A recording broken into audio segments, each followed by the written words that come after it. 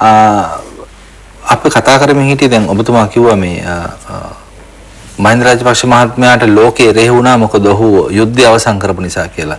යුද්ධයක් ඇති වුණේ ත්‍රස්තවාදය නිසා. එතකොට දැන් ඔබ ඔය කියන බටහිර රටවල් වලටත් මේ ත්‍රස්තවාදී බලපෑම් තියෙනවා. ඇමරිකාවට තියෙනවා. එංගලන්තෙට තියෙනවා. ඉතින් ඒ රටවල ත්‍රස්තවාදයට ඒගොල්ලෝ ඒක ගොදුරු බවට පත් වෙලා ඉන්නේ. ඉතින් එහෙම තියෙද්දි ඒගොල්ල තවත් රටක ත්‍රස්තවාදී ඉවරවීම ගැන සතුටු නොවි ඇයි ඒකට එරෙහි වෙන්නේ? ත්‍රස්තවාද වර්ග දෙකක් තියෙනවා. එක ත්‍රස්තවාදයක් තමයි බටහිර රටවලට විරුද්ධව එන මුස්ලිම් ත්‍රස්තවාදය. මූලික වශයෙන් ගත්තොත් එහෙම මුස්ලිම් ත්‍රස්තවාදය. ඔය ISIS සංවිධානය ලංකාවේ සමහර උන් ගිහිලා එකට එක්ක වෙලානේ. ඉතින් ඒවා තියෙනවා මූලික වශයෙන්.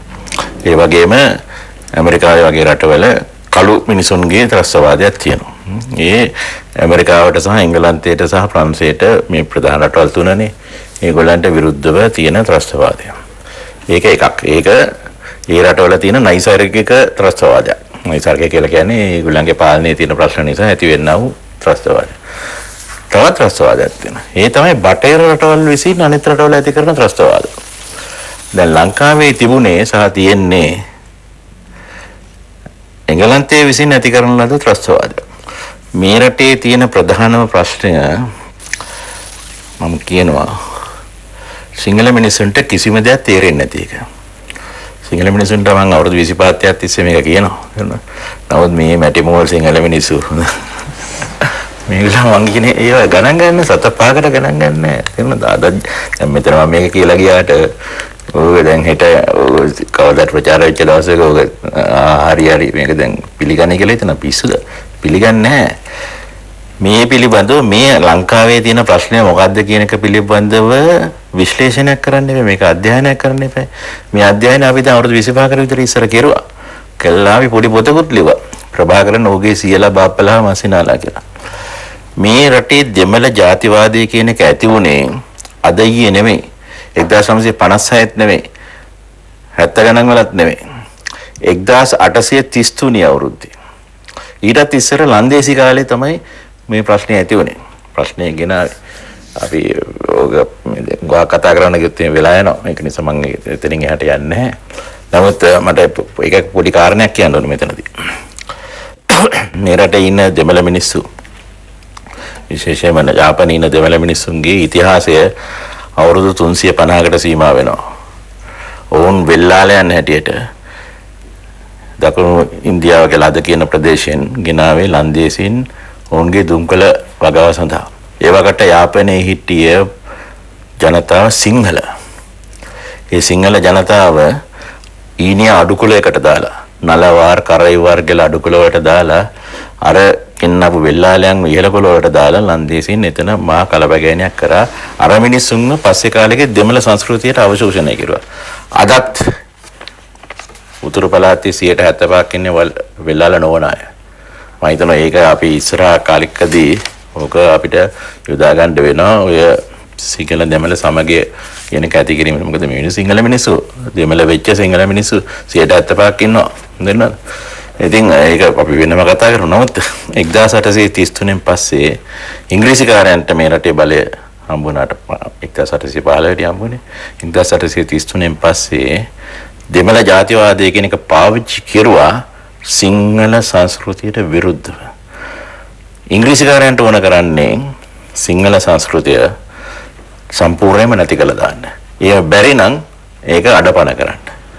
මේ සඳහා දෙමළ ජාතිවාදය පාවිච්චි කරුවා 1833 ඉඳලා. විස්තර මම කියන්නේ කාට හරි ඕනනම් අර පොත කියවන්න. මම මේ පොත විකුණ ගන්න කරන විප්‍රවට්ටයක් නෙමෙයි. හොඳ. කවුරු හරි මට ලියුමක් එවුවොත් පොතක් එවන්න කියලා මම එවන්න නොමිලේ. හරි. නමුත් ප්‍රශ්නේ ඒකයි. එතකොට එදා ඉඳලා දෙමළ ජාතිවාදය යථා කාලයේදී දෙමළ බෙදුම්වාදයක් බවටත්. මේ දෙමළ බෙදුම්වාදය 1970 ගණන් වල දෙමළ බෙදුම්වාදය බවට පත් වුණේ 1940 ගණන් වල. බෙදුම්වාදයේ ත්‍රස්තවාදය බවට පත් වුණේ 1970 ගණන් වල. මම කියනවා මේ ත්‍රස්තවාදයට එංගලන්තයෙන් ඇමරිකාවෙන් ප්‍රංශයෙන් උදව් කෙරුවා. නොයෙකුත් පූජකවරු මේ රටේ සිංහල සංස්කෘතිය කියලා කියන්නේ සිංහල බෞද්ධ සංස්කෘතියනේ අවසාන වශයෙන් ගත්තාම මේ සිංහල බෞද්ධ සංස්කෘතියට විරුද්ධ ඇතැම් පූජකවරු ඉන්නවා. මං කියන්නේ මේ සිංහල ක්‍රිස්තියානි මිනිස්සු එහෙමයි කියලා. නමුත් ඇතැම් පූජකවරු ඉන්නවා. ඒ ඇතැම් පූජකවරු ඒ සම්පූර්ණයෙන්ම සහාය දුන්නා. අද ඔය එංගලන්තේ ජීවත් වෙලා ඉන්න එමැනුවල් පියතුමා කියන එක්කෙනා වගේ අය තවත් නොයෙකුත් අය මේ අය මේකට ආයුධ ගෙනාවා. ඒ ආයුධ ගෙනාවලා අවු වුණා සමහරලාට. නමුත් ඒවා ගැන හරි විභාගයක් කෙරුන්නේ නැහැ. එතකොට මේවට ත්‍රස්තවාදය පෝෂණය කෙරුවේ එංගලන්තය. මේක පිටිපස්සේ ඉන්න ප්‍රධාන රට එංගලන්තය. මගෙන් අහුවොත් එහෙම කවුරු හරි සිංහලයාගේ ප්‍රධාන සතුරා කවුද? එංගලන්තය. සිංහලයාගේ දෙවන ප්‍රධාන සතුරා කවුද? ඉන්දියාව. ඉන්දියාවේ අපිට එක මිනිහෙක් හිටියා හොඳ මිනිහෙක් අපිට යාළු. ඒ බුදුහාමුදුරුවෝ. අනිත් උන් එකෙක් ගැනවත් මම විශ්වාස කරන්නේ නැහැ. ඒ දැන මම කියන එක වරපතලේවා තමයි. නමුත් විස්තරාත්මකව කියන්න ඕන දේවල් නිකන් වාක්‍යකින් කියලා ඉවට හරියන්නේත් නැහැ. ඒකත් මම දන්නවා. නමුත් මගේ ප්‍රශ්නේ මේකයි. මේ ත්‍රස්තවාදය ඔබතුමාගේ ප්‍රශ්නේ ඒකනේ. මේ ත්‍රස්තවාදය මේ දෙවනි ගණයේ ත්‍රස්තවාදය. දෙවනි ගණය නෙවෙයි දෙවනි වර්ගයේ ත්‍රස්තවාදය. මොකද්ද? බටහිර රටවල් විසින් අපවැනි රටවල ඇති කරපු ත්‍රස්තවාද. ඒගොල්ලන්ගේ සංස්කෘතියට විරුද්ධ එහෙම නැත්නම් වෙනස් සංස්කෘතීන් නැසීම සඳහා හෝ ඒවා දුර්වල කිරීම සඳහා වෙනත් තවත් සංස්කෘතියක් පාවිච්චි කරලා ඇති කරන ත්‍රස්තවාදය. ඒක තමයි මෙතන තිබුණේ. ඉතින් මේක නැති කරන්න බටහිර රටවලට ඕන කමක් නැහැ. ඒගොල්ලන්ගේ රටවල ත්‍රස්තවාදය නැති කරගන්න ඒගොල්ලන්ට උපනාවක් තිබුණාට තමන් ඇති කරපු ත්‍රස්තවාදය නැති කරන්න ඒගොල්ලන්ට උපනාවක් නැහැනේ. ඒක තමයි මෙතන උනේ. ඉතින් ඒකට විරුද්ධව හිටපු මිනිස්සයා තමයි මහින්ද රාජපක්ෂ මහත්තයා. ඒ නිසා තමයි මහින්ද රාජපක්ෂ මහත්තයා එළවන්න අදත් කතා කරන්නේ. ඔබතුමා සඳහන් කළ සිංහල බෞද්ධ සංස්කෘතිය කියලා ඉදුම. දැන් මේ රටේ දෙමළ ජනතාව ඉන්නවා, මුස්ලිම් ජනතාව ඉන්නවා. දැන් මේ ඔබතුමාගේ මේ මතය නිසා සමහර කෙනෙක් කියනවා නලින් සිල්ලා ජාතිවාදී කියලා.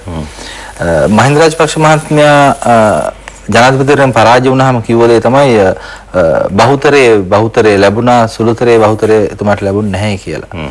ඉතින් රාජ්‍ය නායකයෙක් වුණාම ඔහුට සිද්ධ වෙනවා සියලු ජනතාවගේ දුක සැප බලා ගන්නට සහ සියලු ජනතාවගේ හිත දිනා ගන්නට.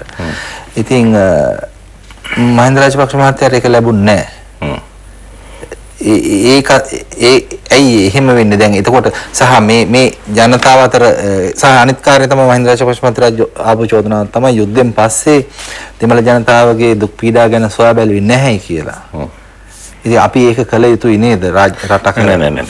ඒ ඕකට ඕක කිව්වොත් මම අමාරු වැටෙනවා. නැහැ. හොඳ නැහැ කියන එකේ මම ඒක විස්තර කරන්නම්. ඒකට හේතුව මේකයි. දැන් තාම කවුරක්වත් චෝදනාවක් ඉදිරිපත් කරේ නැහැ මහින්ද රාජපක්ෂ මහත්තයා පෙරදුනේ නලින් සිල්වා හින්දා කියලා. අඩු ගානේ ඒ වාසිය මට තියෙනවා. හොඳ. තාම ඒක කිව්වේ නැහැනේ කවුරක්වත්. කවුරුරි පඬියෙක් ඕක කියන්නත් බැරි නෑ. නමුත් මම කියන්නේ ජාතිවාදයක් මගේ ජාතිවාදය මේකයිනේ. මේක ජාතිකවාදයක් අපි කතා කරන්නේ. මිනිසු ජාතිවාදය කියලා කිව්වට මම ඉල්ලා හිටින්නේ මෙන්න මෙච්චරයි. එංගලන්තයේ අද හරි ඇමරිකාවේ හරි ප්‍රංශයේ හරි කොහේ හරි යුරෝපීය රටක හරි බටහිර රටක ඉංග්‍රීසි කාරයෙක් හෝ ඇමරිකන් කාරයෙක් හෝ ප්‍රංශ කාරයෙක් හෝ විඳින යම් කිසි වරප්‍රසාද යම් කිසි නිබලන්ට හිමි විය යුතු හිමිතනක් තියෙනවානේ. ඒ හිමිතන ලංකාවේ සිංහල මිනිස්සුන්ට ලැබිය යුතුයි. ඒක ජාතිවාදයක්ද? අද එංගලන්තේ ඇමරිකාවේ ප්‍රංශය අපි අමතක කරමු. අපි වඩා දන්නේ එංගලන්තේනේ පොඩි කාලේ ඉඳලා. අපි ලන්ඩන් ගැන දන්නවනේ අනුරාධපුරයට වඩා. එතකොට අපි ඉස්කෝල වල අපිට ලන්ඩන් ගැනනේ කියලා දුන්නේ අනුරාධපුරය ගැන නෙවෙයි. ඉතින් ඒ ඉංග්‍රීසිකාරයෝ එංගලන්තයේ මොන විදියේ තත්ත්වයක්ද ඒගොල්ලන්ට තියෙන්නේ? ඒ තත්ත්වය ලංකාවේ තියෙනවද? එංගලන්තයේ තියෙන එකම සංස්කෘතිය ඉංග්‍රීසි ක්‍රිස්තියානි සංස්කෘතියද? ඇන්ග්ලෝ සැක්සන් ක්‍රිස්තියානි සංස්කෘතියද? නැහැ. ඒකේ මුස්ලිම් මිනිස්සු ඉන්නවා, දෙමළ මිනිස්සු ඉන්නවා, චීන මිනිස්සු ඉන්නවා, ලංකාවේ සිංහල මිනිස්සුත් ඉන්නවානේ. හරිද? ඔය කයිය ගැහුවට ලංකාවෙන් යන සිංහල මිනිස්සු කයිවාරු ගැහුවට ඒ මිනිස්සුන්ට පුළුවන්ද සිංහල සංස්කෘතිය සිංහල බෞද්ධ සංස්කෘතිය කියලා කියමු. එංගලන්තයේ සිංහල බෞද්ධ සංස්කෘතියට එංගලන්තයේ ඉංග්‍රීසි ක්‍රිස්තියානි සංස්කෘතියට හිමි තැන එහෙම නැත්නම් ඒ සමාන තැනක් ලබා ගන්න පුළුවන්ද කවරදාකවත්? ඒගොල්ලන්ට කරන්න පුළුවන් මොකද්ද? වෙසක් දවසට පස්සේ දවසේ ඉරිදා දවසේ ලන්ඩන් පන්සලට ගිහලා සිල් සමාදන් වෙන එක විතරයි. වෙසක් දවසේ නිවාඩුවක් හම්බෙන්නේ නැහැ මේ මලත් හරිද නිකන් බොරු කයිවාරු ගැව්වට ඒවා තියෙන හොඳ දැන් ඒක අපිට නැහැ මේකේ කොච්චර කරත් සිංහල බෞද්ධයන්ට එහෙම තැනක් නැහැ ඒකයි මගේ ප්‍රශ්නය ඒ ඉංග්‍රීසිකාර පෘතුගීසිකාරයන්ගේ ඉඳලා මේ සිංහල බෞද්ධ සංස්කෘතියට මේ රටේ තිබුණු තැන ටික කප්පාදු කරලා නැති කරලා තියෙනවා. මේක ලබා ගන්න. එතකොට ඒකෙන් අපි කියන්නේ නැහැ මේ රටේ දෙමළ සංස්කෘතියක් නොතිබිය යුතුයි කියලා හරි මුස්ලිම් සංස්කෘතියක් නොතිබිය යුතුයි කියලා හරි මේ රටේ දෙමළ මිනිස්සු වාසය නොකළ යුතුයි කියලා හරි එහෙම කියන්නේ ඒ මිනිස්සු තින්න ඕන. හැබැයි මේ රටේ සිංහල බෞද්ධ සංස්කෘතියට හිමි විය යුතු විශේෂ තැනක් තියෙනවා නම් ඒ තැන තිබිය යුතුයි. ඒ තැන ලැබිය යුතුයි. මේක ලැබිලා නැහැ. ඒකයි මම කියන්නම් පැහැදිලිව අද රනිල් වික්‍රමසිංහ මහත්මයා මේ දේශපාලනඥයෝ බොරුවට මහානායක හමුදුරුවෝ හම්බෙන්න ගියට නුවර අටපිටිකරක් කරගෙන හිතනද මුන් එකෙක්වත් මේ ශ්‍රද්ධා සම්පන්නව යන ගමනක් කියලා. නැහැනේ. මේගොල්ලන් අදත් අහනවා රනිල් වික්‍රමසිංහ අදත් අහන්නේ කාඩිනල් කියන එක මිසක් මහානායක හමුදුරුවෝ කියන එක නෙමෙයි. ඇත්ත කතාව ඒකයි. කාඩිනල් ගෙන්නලා කිව්වොත් එහෙම හරි කාඩිනල් ටෙලිෆෝන් කරලා කිව්වොත් මෙන්න මේක කරමු කියලා ඒක කරන මහානායක හමුදුරුවෝ කිව්වට ඕක කරන්නේ නැහැ. මේ රටේ එහෙම සිංහල බෞද්ධ සංස්කෘතියට හිමි තැනක් නැහැ. මේක මේ එක්සත් පොදු සන්ධානයටත් මේ ප්‍රශ්නයක් මේක. ශ්‍රී ලංකා නිදහස් පක්ෂයේ පිටවල දැන් අවුරුදු 60 ගණනක් වෙනවා. නමුත් තාම බැරි වුණා සංඝ වේද ගුරු ගොවිකම් කරු බලවේගයට හිමිතන ලබා දීම. සංඝ කියලා ඉන්නවා තමයි. නමුත් වේද කියලා කොහෙද ඉන්නේ? ගුරු කියලා කොහෙද ඉන්නේ? මේවා නැහැ. මේකනේ අපේ ප්‍රශ්නේ මේ සිංහල බෞද්ධ සංස්කෘතියට මේ රටේ හිමි යුතුයන් ලැබිලා නැහැ. ඉතින් දෙමළ සංස්කෘතියට ඕල් තැන ලැබිය යුතුයි. මේ රටේ කී දෙනෙක් උත්සාහ කරනවාද දෙමළ සිද්ධ මේ විද්‍යාවට වෙදකමට සිද්ධ වෙදකමට තැනක් ලබා දෙන්න. ඒක කරන්නේ නැහැ. දැන් මේ ජාතිවාදය කියලා මටනේ කියන්නේ. මම මාස 6ක් විතර හිටියා විශ්වවිද්‍යාල ප්‍රතිපාදන කොමිසමේ සමාජිකයෙක් හැටියට. ඒ මාස 6 ඇතුළත මම උගාක උත්සාහ කරා ඔය සිද්ධ වෙදකම උගන්වන ආයතන ස්වාධීන ආයතන බවට පත් කරන්න. යාපන විශ්වවිද්‍යාලයේත් ඒ වගේම මඩකලපු මේ නැගෙනහිර විශ්වවිද්‍යාලයේ තියෙන. ඒක මං ගියාට පස්සේ ඒක ඉවර වුණා. සම්පූර්ණ ඒ ව්‍යාපෘතිය නැති වෙලා ගියා. අපි මම පැහැදිලිව කියන්නම් අපි අදත් වැඩ කරනවා යාපනයේ ඉන්න ඔය ඊනිය අඩුකුලේ මිනිස්සු ගැන. ඒගොල්ලන්ගේ මේ ස්වාධීනත්වය ඒගොල්ලන්ගේ මේ අවශ්‍ය කරන ඒගොල්ලන්ට ඇත්තට ගොවිතැනක් හරියට කරගන්න බෑනේ. තේරුණාද? අර රාටික මැදගෙන ඉන්න එක විතරයි. ඒව ගැන අපි කතා නොකරනවා නෙවෙයි. නමුත් ඒවා ගැන ප්‍රසිද්ධියක් දෙන්නේ නැහනේ. දෙමළ පත්‍රයක ඒක ගැන ප්‍රසිද්ධියක් දෙන්නේ නැහැ. ඉතින් මේ ප්‍රශ්න අපිට තියෙනවා. අපි මේවා කතා නොකරනවා නෙවෙයි. අපි යන වෙල්ලාලයන්ගෙන් කෝ තම්සෙලා නලවාර කට්ටියට දෙන මොනවද කරලා තියෙන්නේ පහුගිය අවුරුදු 70ක් 80ක් කාලය තුල. කරේවර කට්ටියට මොකද්ද කරේ? මොනක් අච්චල නැහැ. හරිද? ඉතින් මේවත් ප්‍රශ්නනේ. ඉතින් අපි කියන්නේ ඒකත් අපි කරන්න ඕන. නැගිනහිර පළාතේ ඉන්න ඔක්කොම මිනිස්සුන්ට මොනවද කරලා තියෙන්නේ? ඔයගොල්ලෝ මොනක් අච්චල නැහැ. නමුත් මේගොල්ලන්ට පුළුවන්කම තිබුණා අර සිංහල විරෝධයක් මවලා අර මිනිස්සු ටික ඒගොල්ලන් යටතේ එකතු කරගන්න. ඕක තමයි මේ රටේ ප්‍රශ්නේ. ඕක නැති කරන්න ඕන. ඕක කඩන්න අපි උත්සාහ කරන්න මට කොච්චර කාල ජීවත් වෙන්න පුළුවන්ද දන්නේ නැහැ. නමුත් ඉතිරි කාලේදී ඒ ටික අපි කරන්න ඕන. මගේ ඊළඟ ප්‍රශ්නේ වෙන්නේ ඒක තමයි. ඒ කියන්නේ මේ අපි සිංහල බෞද්ධ සංස්කෘතිය තියෙන රටක් දෙමළ ජනතාවත් මෙහි ඉන්න ඕනේ මුස්ලිම් ජනතාවත් ඉන්න ඕන්ගේ සංස්කෘතිය අනන්තතාවය රැක ගන්නට ඕනේ උන් කොහොමද එහෙනම් මේ තියෙන විරසකයක් තියෙනවා නම් ඒක නැති කරලා කරන්න මොන වගේ එකක්ද ඔබතුමාට යෝජනා කරන්න පුළුවන්? විරසකයක් තියෙන්නේ ඇත්තටම විරසකයක් තියෙන්නේ වෙල්ලාලියෝ එක. ඒක පැහැදිලිව කියමු වැඩියෙන්ම ඉංග්‍රීසි කතා කරන වෙල්ලාලියොත් එක්ක. ඒ අයගෙනුත් මේ ක්‍රිස්තියානි සංස්කෘතිය විසින් මෙහෙවන වෙල්ලාලියෝ ටික. ඒගොල්ලෝ තමයි මේ ප්‍රශ්නේ මුල ඉන්නේ. චෙලනායකම් කියන්නේ එවැනි තැනැත්තෙක් අපිට හම් වෙනවා මේ දෙමළ මේ අනිත් ගලවල මිනිස්සු කියනවා. ඒගොල්ලන් අපිත් එක්ක නොයෙකුත් දේවල් කියනවා. ඉතින් ඒ විරසකයක් තියෙන ඒගොල්ලන්ව තමයි එංගලන්තයේ විසින් යොදාගත්තේ සිංහල බෞද්ධ සංස්කෘතිය නැති කරන්න. අපිට ඒගොල්ලොත් එක්ක කතා කරන්න දෙයක් නැහැ. මේ බොරු සංහිඳියාවක්නේ දකුණු අප්‍රිකාවේ තියෙන සංහිඳියාව මේ කොය කැලපෙන්නේ. අපිට සංහිඳියාවක් අවශ්‍යයි. ඒ විරසකය අපි සංහිඳියාව කායක දාගන්න ඕන. 175ක් ඉන්න අඩුකුලවල මිනිසුත් එක්ක අඩුකුලවල දෙමළ ප්‍රජාවේ අඩුකුලයයි කියලා කියන මිනිසුත් එක්ක තමයි උතුරු පළාතේද නැගෙනහිර පළාතේද මේ මිනිසුත් එක්ක තමයි අපේ සංහිඳියාව තිබෙන්නේ. ඒක අපි කරනවා අගෝස්තු මේ 17 වෙනිදා පස්සේ ජීවත් වෙන්න ලැබුණොත් එහෙම. නොකරින් නෑ. මම තවත් දේවල් තියලා කියන්නේ. ඔබතුමා මෙරට වාමාංශික පක්ෂ වල මූලයන් තිබුණ කෙනෙක්. එතකොට සමාජවාදී ඒ කියන්නේ වාමාංශික පක්ෂවල කියන දේ තමයි මේ මොනවාරි ජාතිකත්වයන් අතර අරුබුදයක් තියෙනවා නම් ඒකට විසඳුම සමාජවාදී කියලා. සමානාත්මතා සමාජයක් ඇති කිරීම කියලා. ඔබතුමා අද ඒක පිළිගන්නවද? අප වෙන්නේ. මේ මොඩ කාලේ පහුවෙලා හුඟක් අර මිනිස්සු කියනානේ මිනිහෙක් අවුරුදු 20 වෙනකොට මාක්ස්වාදයක් වුණ නැත්නම් ඒක මොඩෙක් කියලා. අවුරුදු 40න් පස්සෙත් මාක්ස්වාදයක් කියලා ඉන්න ඒක ඊටත් වඩා මොඩෙක්. හරි. මම මේ මොඩ කාල දෙකම පහු කරලා ඉවරයි නේද? ඉතින් ඒක නිසා මගේ කිසි ප්‍රශ්නයක් නැහැ. ඔය මාක්ස්වාදයට තියෙන ප්‍රශ්නේ මොකද්ද? මූලික ප්‍රශ්නය පන්තිය කියන සංකල්පේ ජාතිය කියන සංකල්පයට වඩා උඩින් ආපු එක. ජාතිය කියන සංකල්පය අභිබවා මේ සම්පූර්ණ සමාජ විකාශය පන්තිය කියන සංකල්පෙන් තීරුම් ගන්න උත්සාහ කරවනේ කාල් මාක්ස්. ඒකත් එක්කනේ මේ අවුල වෙලා තියෙන්නේ. මේ ජාතියක් නැහැ කියලා කියන සමහර මාක්ස්වාදීන් පෙළපිලා ඉන්නේ ඒක නිසා. ඒ කියන්නේ ඔබතුමා පිළිගන්නේ කියන්නේ ආර්ථිකය විසඳන ප්‍රශ්න විසඳනොත් මේ ප්‍රශ්න විසඳ ගන්න පුළුවන් කියලා හිතන්නේ නැහැ. ඒකත් බොරු කතාවන්නේ. ඔය ඔක්කොම මාක්ස්වාදයේ කියන පට්ටපල් බොරුවේ කොටස්. විද්‍යාව කියන්නේ බටහිර විද්‍යාව කියන්නේ පට්ටපල් බොරුවක් කියන එක මම කියනවානේ. ඒකේ එක කොටසක් තමයි මාක්ස්වාදය. ඒකේ පට්ටපල් බොරුවේ කොටස් තමයි ඔය සියල්ල ආර්ථිකයට උනනේ කරන්නේ. ඌනිතවාද කතා කරන්න මෙතන වෙලා නැහැ. ඌනිතවාදයේ ප්‍රශ්නේ.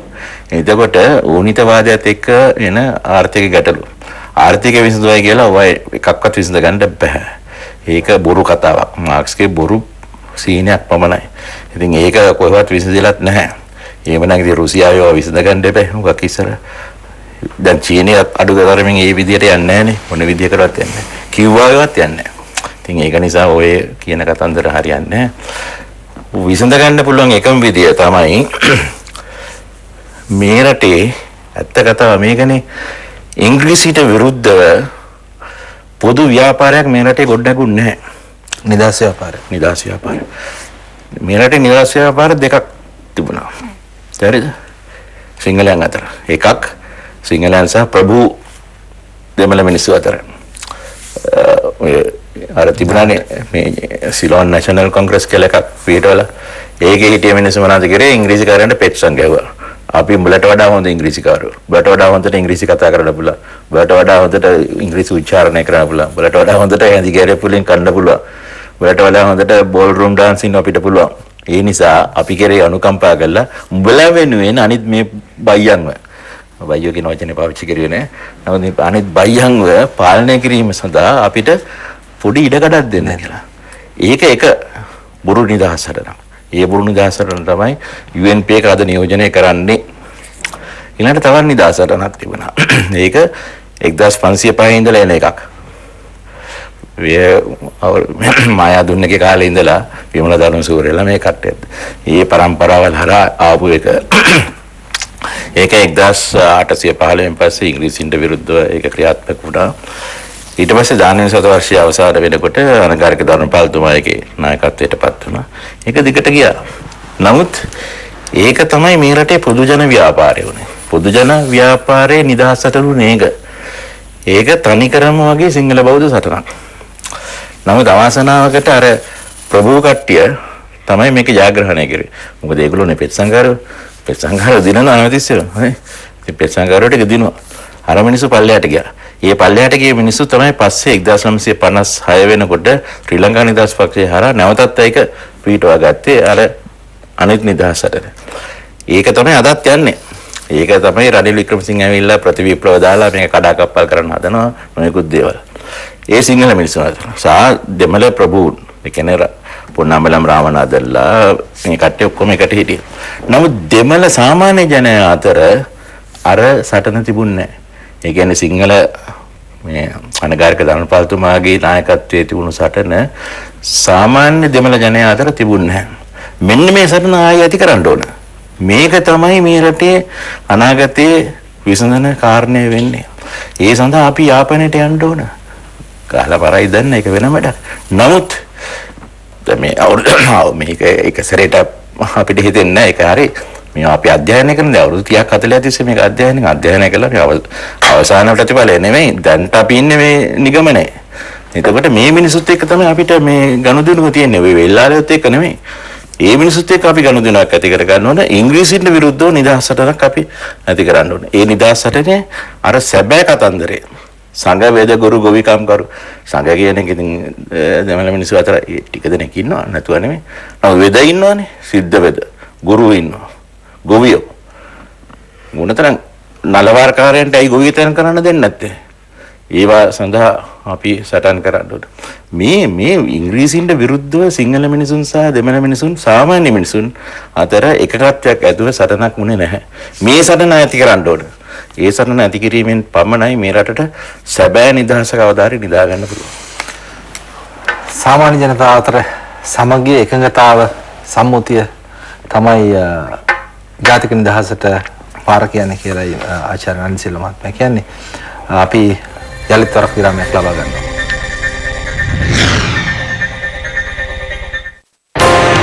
2015